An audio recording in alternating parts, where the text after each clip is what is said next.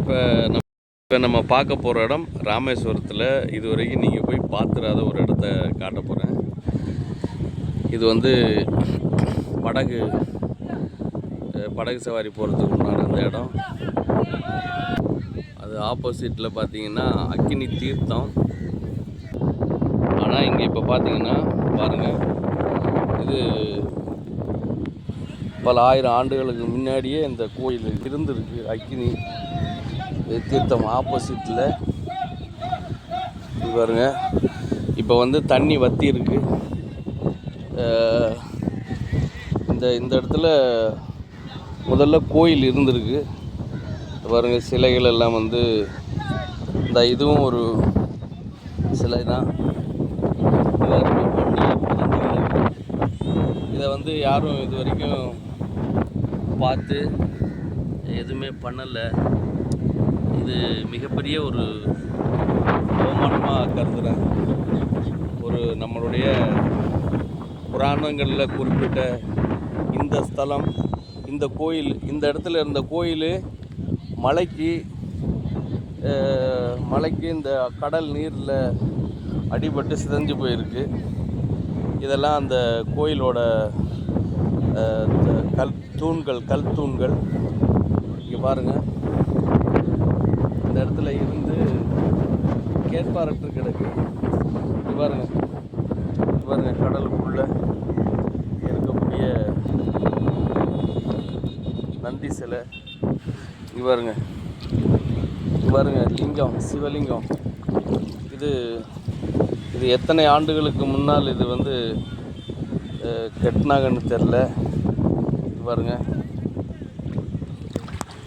இதை வந்து ஏன் தொல்லியல் துறை கண்டுக்கல, இந்த நகராட்சி நிர்வாகம் ஏன் கண்டுக்கல? இங்கே பாருங்கள், கடலில் சிதைந்து போய் கிடக்கக்கூடிய இந்த அற்புதமான பொக்கிஷம். இது எத்தனை ஆண்டுகளுக்கு முன் இந்த சிலை செதுக்கியிருப்பார்கள் என்று தெரியவில்லை.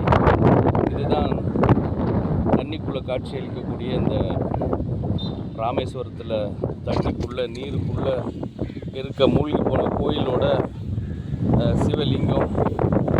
இதை வந்து எல்லாரும் வந்து உலகறிய செய்யுங்க. இவ்வளோ பெரிய ஒரு பிரசித்தி பெற்ற ஒரு புண்ணிய ஸ்தலத்தில் சிவனை யாருமே கண்டுக்கல. இந்த கோயில் அப்படியே மூழ்கடிக்கப்பட்டிருக்கு போல். இங்கே பாருங்கள், அந்த கோயிலோட பாகங்கள் வந்து இது உள்ள அப்படியே கடல் நீரிலே அடித்து செல்லப்பட்டது. சிங்க வாகனம் போல் தெரியுது.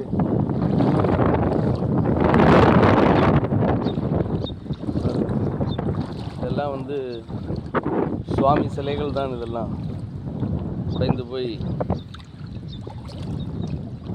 ஏதோ நாகத்தோட சிலை போல இருக்கு. ஆமாம், நாகதேவதையோட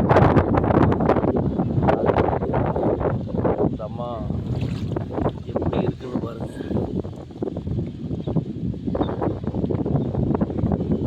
அவ்வளோ மோசமாக சிதிலமடைஞ்சு போயிருக்கு.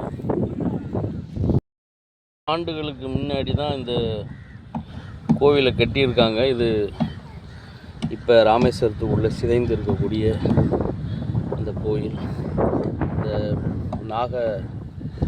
நாகக்கன்னி சிலை, நாகதேவதை, நாகக்கோயில். அதாவது பார்த்துக்குங்க, இது எவ்வளவு மோசமாக வருது. சாமி சிலை வந்து எவ்வளோ மோசமாக இருக்குன்னு.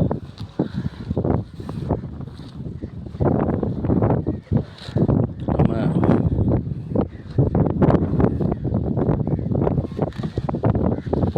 இதை வந்து இது பண்ணுறோம்.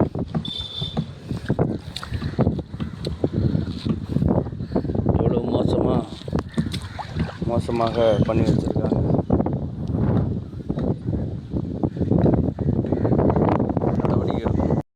அனைத்து இந்து சொந்தங்களுக்கும் ஒரு முக்கியமான பாருங்கள், இது ராமேஸ்வரத்தில் இதுவரைக்கும் நீங்கள் பார்க்குற இடம்.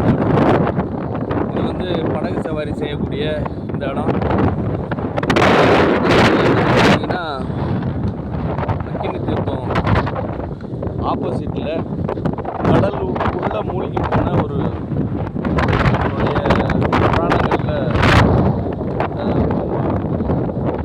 மூடப்பட்ட ஒரு கோவில். இந்த இடத்துல நாக நாக சிலை ஒன்று அப்படியே கடலுக்குள்ளே மூழ்கி போய் கேட்பாருக்கு. அது பக்கத்தில் இங்கே பாருங்கள், இது ஒரு அம்மனோட ஒரு ஒரு அம்மன் உட்கார்ந்தது மாதிரி ஒரு சிலை இருக்குது. அதேமாரி இது சிங்க வாகனம். இங்கே பாருங்கள், கடலுக்குள்ளே அடித்து செல்லப்பட்டு கேட்பாரற்று கிடக்கு. அதே போல் இங்கே பாருங்கள், உள்ள ஒரு சிவலிங்கம். சிவலிங்கத்தை பாருங்கள் எப்படி இருக்குன்னு. இந்த பீடம் சிவபெருமானோட பீடம் இது. பாருங்க, சிவன் வந்து தண்ணிக்குள்ளே கேட்பாரற்று காட்சி அளிக்கிறாரு. இதுதான் அந்த கோயில் இருந்ததுக்குண்டான அடையாளம். இந்த கடலுக்குள்ளே இதை மூழ்கி போனாலும் இது வந்து நம்மளுடைய சிவபக்தர்கள், ஆன்மீக தொண்டர்கள்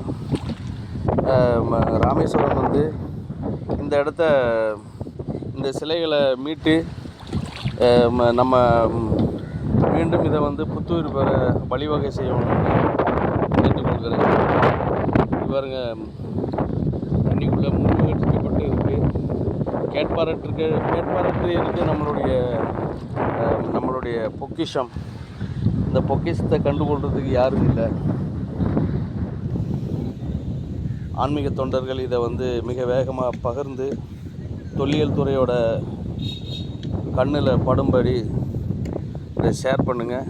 தற்பொழுது தமிழக முதல்வராக திரு ஜோசப் விஜய் அவர்கள் பொறுப்பேற்றிருக்காங்க. அவங்க இந்த கோயிலுக்கு இந்த மீட்டு இந்த இடத்துல அதே கோயிலை கட்டி கொடுக்குமாறு நீங்கள் வந்து பரிந்துரை பண்ணணும்.